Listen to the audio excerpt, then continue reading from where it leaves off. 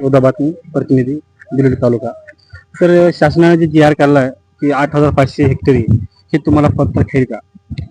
मला सर्वप्रथम एवढं म्हणायचं आहे की शासनाला हे जे शेतकऱ्याला 8,500ची मदत जी जाहीर केलेली आहे ते अगदी तुटपुंजी रक्कम आहे.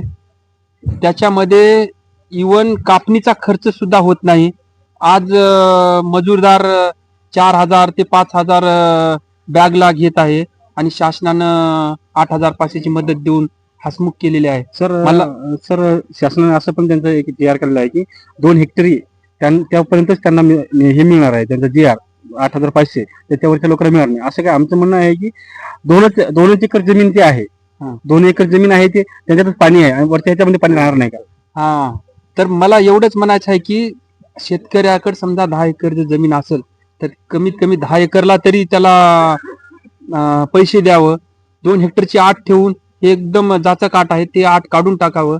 2 हेक्टरच पाण्यात आहे आणि बाकी सगळं पिकलंय, त्याचा अर्थ असं होतच नाही.